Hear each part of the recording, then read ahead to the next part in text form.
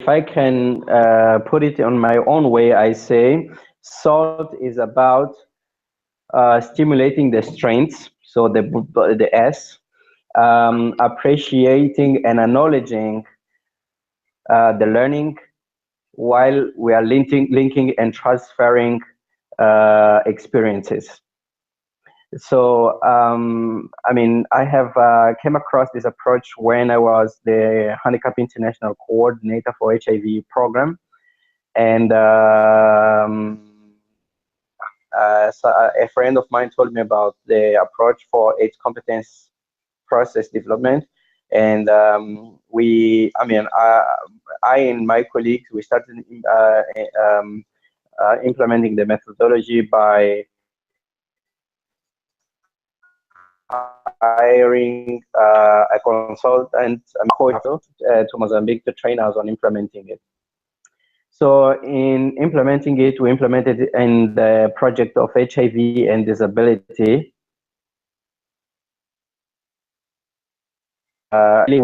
To help us build a different understanding about people with disabilities. We were seeing ourselves as an organization that works to provide strengths and to provide capacity building to people with disabilities, and especially DPOs, which are disabled people organizations. Implementing this methodology through the SALT visits, and most importantly, we have started to go to meet them as our members of the same community, and we go to learn from them to stimulate whatever efforts that they're implementing already. And I can tell that this changed our mindset in general about seeing them as mere and simply beneficiaries of our programs, but start seeing them as our partners who we can collaborate together and build a better and inclusive. I mean, and it helped us to understand that by going to them and trying to, provide capacity building to them, putting them as simple victims of a situation, they were becoming a second victim of our approach, because we were telling them that they capacity, they have no knowledge about what is happening with them and in them. Since we cannot participate into their full cycle of life, we were only a small project that will deal with would be dealing with only HIV. So more and more they were coming back to us, asking us a lot of questions and support for other. But when we have learned about the SALT visit approach, we have changed that. It wasn't easier, because I can tell that even in the organization, it was Jean Louis can tell that it was really difficult to have our board of the organization to understand that we needed to adopt this, and to see the people with disabilities and in their organizations, but actors who we can work out together to build an inclusive society, not only advocating for everyone. I can tell you that one of the things that I have learned from that is that, out of the fact that we were putting them as an approach, we were also withdrawing the understanding of the problems that they face as part of their lives, but something that we are impinging on. It's like they have a problem since the day we came to them and tell them that they have a problem. And I mean, it is completely different. I mean, when we went to do the SALT visit and just say, you know, I am Joao. I am married. I'm living in Maputo. I know nothing about you. I would like to learn about you. I would like to know you better. I I mean, I see you as amongst those who in this society are excluded, but you are still there, leading a life. Would you please be happy to share with me about how are you facing all these challenges that I'm seeing with my blind eyes because I don't know you very well? I mean, first, it gave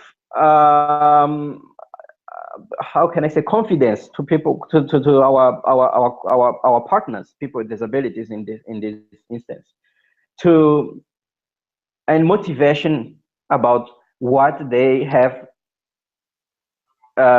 as successful stories. And this started building a more trust between us. So they would be seeing us not as simply an organization that comes here to provide support, but they would be seeing us as a friend who comes just to, I mean, hold on a discussion about general life. And these people who are coming here are not this special organization, but are just people like us.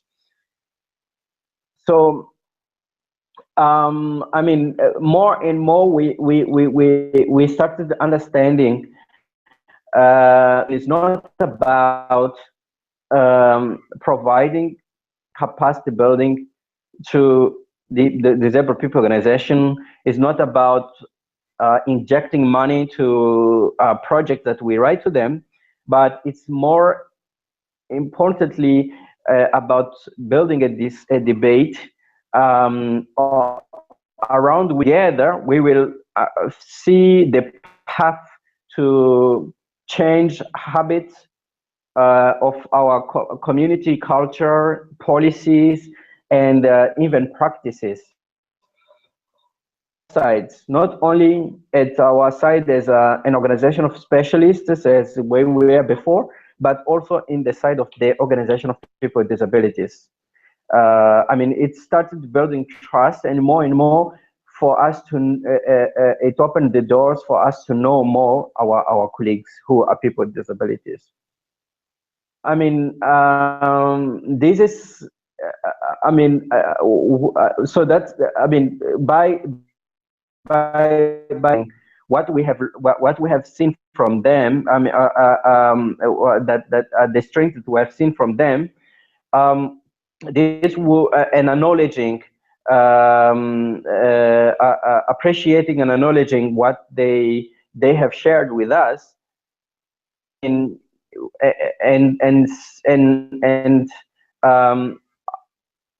honest about each time that you go to them and you say, you know, I came here to learn.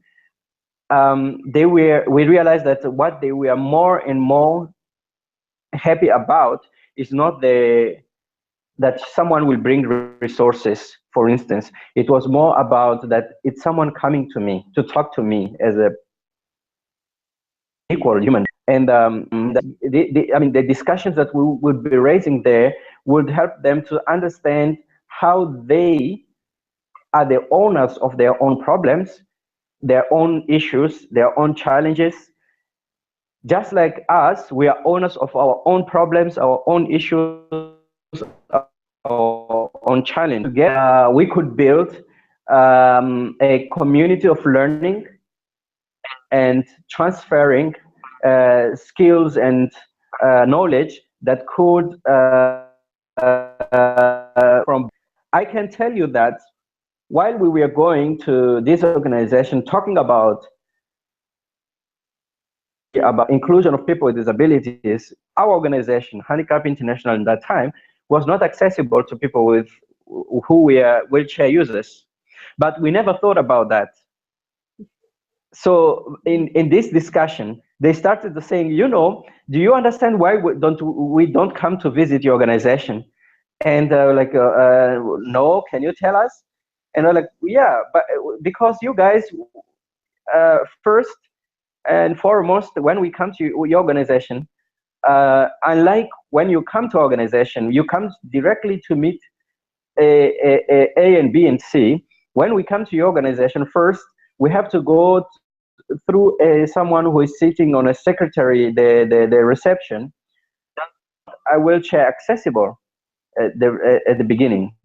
And two, when I go there, I'm going to meet a coordinator, a director, a project manager.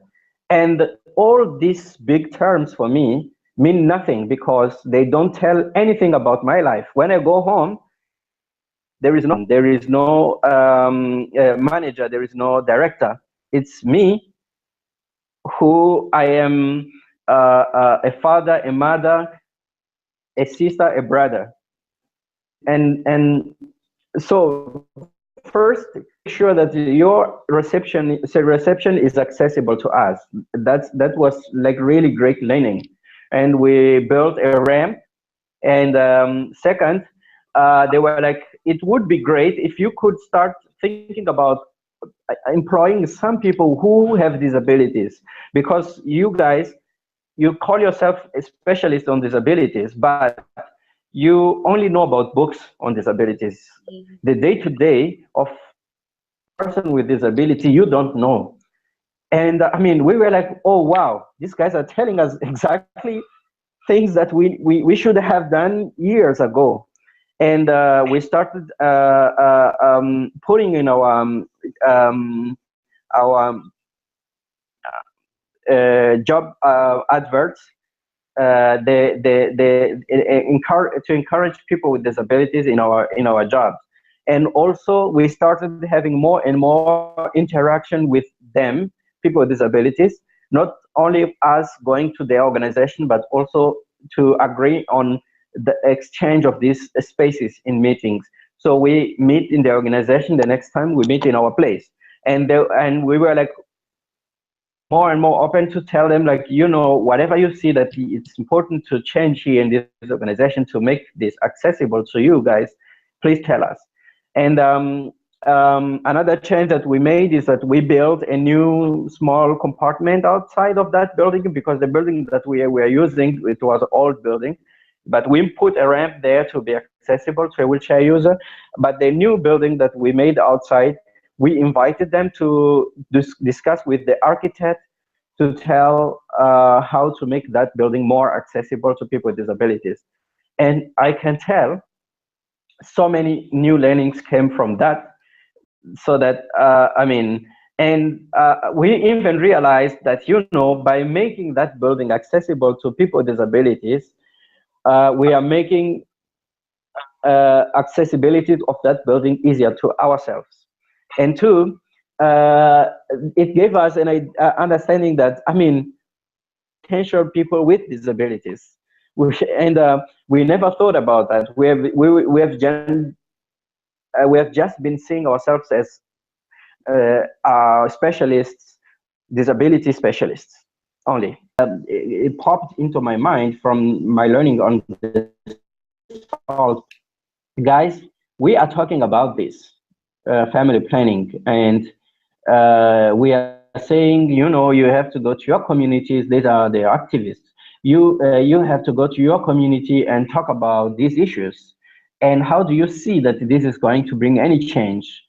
Because there in your community, you won't be in this room. You will be meeting with the real people. Your father, how can you explain to them about family planning, for instance? I know that the leaders, they think that, it's not important to do family planning because God plans for you. And the interesting thing is that since I raised that crew were coming out and say, oh yeah, we have that concern too. my understanding was, you know, what we need to, and I shared with them, what you need, it's important for you guys to do is that you know your community better than I do. So I cannot give you a recipe that how you will deal with them.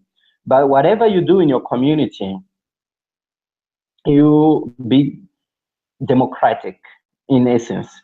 You don't just go there and as a specialist who will tell them how to behave, how to change, because you are dealing with issues that have been a culture that has been built for centuries. And I can tell that you can go there and make a project for 5, 10 years, but in a simple talk of an imam in the mosque, a church, or any other community leader can demolish all your work in 2 minutes, and you won't be no longer successful, and you will question why I've been working so like this but people are not changing. Yeah, because you are not talking to people as a person too. And it's important to involve them and try to raise the discussions as a person to person. And it's okay if in this training you come out with things that you don't agree. It's important that you share that, because you cannot convince someone that you are not convinced yourself. So I mean, that's real in life. Until you are convinced, you will be able to convince the other person. So I mean, when I received this your invitation to reflect about this, it's been like really long time that I've been not active in the community competence approach. But I mean, more and more again in my work as a project manager, but in my projects that I'm working with, I'm realizing that, you know, coming out today that um, our health determines what determines our well-being in health is not what the specialists have to provide to us. It's only, I mean, if you join, talking about the health sector, if you join the hospitals, the medicines, the machines, the doctors, on all this together, will contribute not more than 15 to 20% of our well-being. I mean, we need them in our health care, not more than 20%. Think about the other components that determine our well-being to our health. What are they? Most is attitudes, my knowledge, my behavior. This dictates, and that's from research. What determines of my well-being on health is depending on my behavior and my about me. So if someone comes to me and is to tell me what to do about me, about my health, I mean, that person will integrate into that 15 to 20%, will not enter to what is essential about end of the day. I'm the one who decides. At the end of the day, I'm the one who take the, or I will take the safe path. So that means, I mean, someone who comes to me to talk about my health needs to give me space to share, to think, to reflect, to amuse about my own health, my own issues. And the second determinant is called the social determinant, which is who I play with, who I relate to. Do I have a good environment in my family? Do I have a right environment in my community? Do I have people to play with? Do I have an income? Do I have education? I mean, these all together contribute to 40% of my health determinants. So, I mean, again, me, my family, my community, and the people around me, the people I relate to, we together have 70% of what will determine if I will live I will lead a safe path, a safe life, and 15% is in the environment where I am, the physical environment. I mean, together with me and my community, we will take more than 80 to 85% of what will determine I will live. So it's, if we don't, I mean, if we understand this,